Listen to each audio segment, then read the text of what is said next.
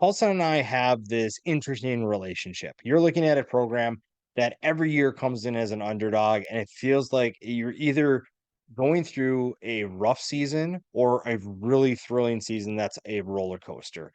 I think we're in store for another one of those seasons, and the 10 players that we're going to talk about today are going to be the biggest reason why. Now, roller coaster in himself is Braylon Braxton, and I think it's going to be a good one. I think that Kevin Wilson coming in and taking over this offense has tremendous potential for Braxton and what he can do. We saw what he could do for this offense when he took over last year, 1,100 yards, 10 touchdowns, and just two interceptions as a passer. We saw his athleticism. The numbers don't necessarily showcase an explosive playmaker, but he is someone that can make life miserable for defenses that face him. And in this new AAC, there's plenty of uncertainty with a lot of new teams coming in and certain teams departing. That opens the door for teams like Tulsa to be able to take a step forward.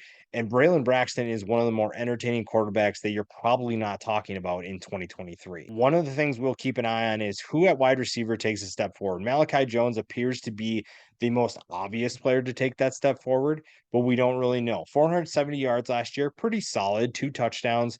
Again, this is probably one of the, I don't want to say weakest, but weakest foundation for that Tulsa's had in recent years, both on offense and defense.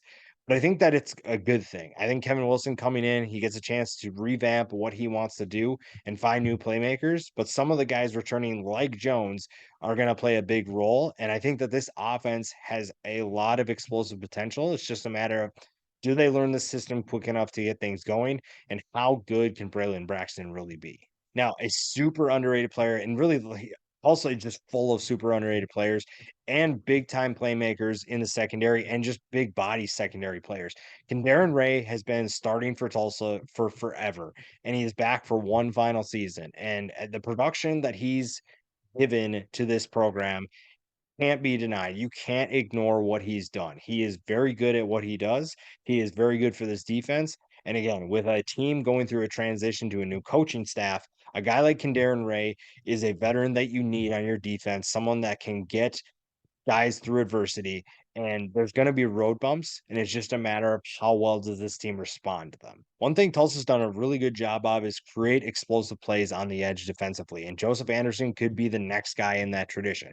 Now, the new coaching staff comes in, and we don't really know what we're going to get from them, but Joseph Anderson is someone who has the potential to be even more disruptive than he's been in the past. You look at last year, 4.5 tackles for loss, 3.5 sacks, maybe not the most explosive or disruptive player, but someone who still, I believe, can take a step forward and be disruptive for this defense. Again, I think a fresh start is what this program needed, and there's certain guys that are going to benefit from that, and Anderson is one of those guys.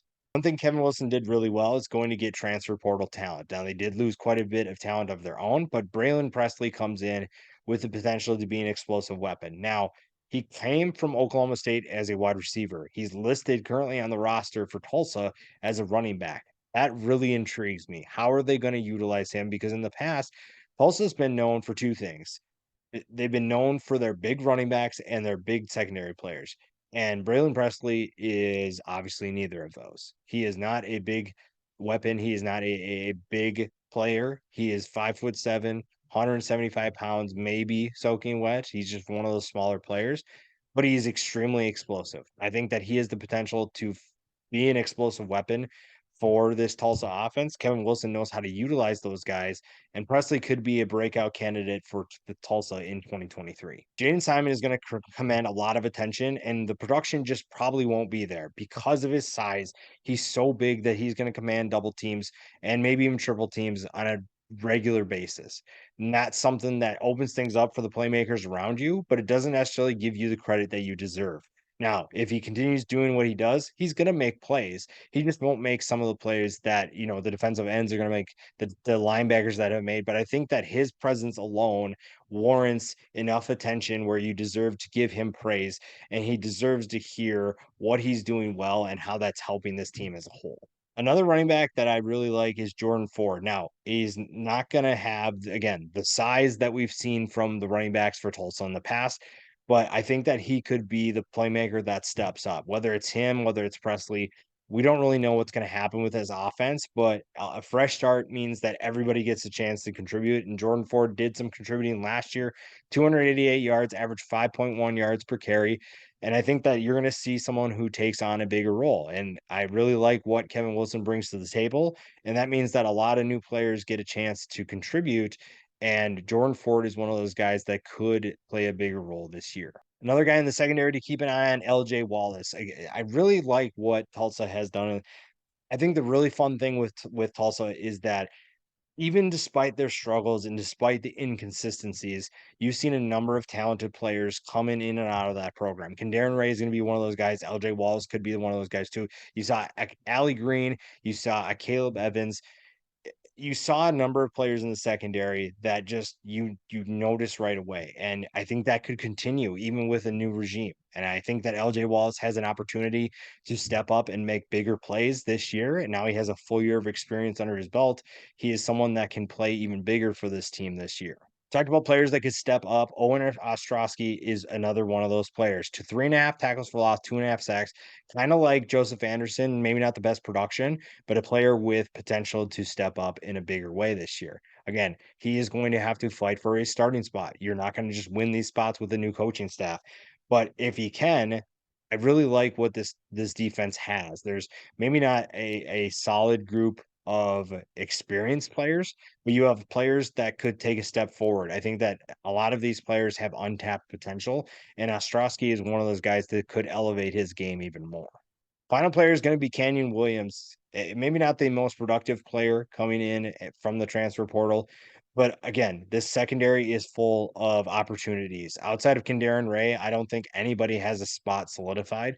I think that Canyon Williams gets a chance to maybe play safety. Maybe they move him around at different defensive backs positions, but I think that safety is an option for him. And I think that what he does gives them either depth or another great starter.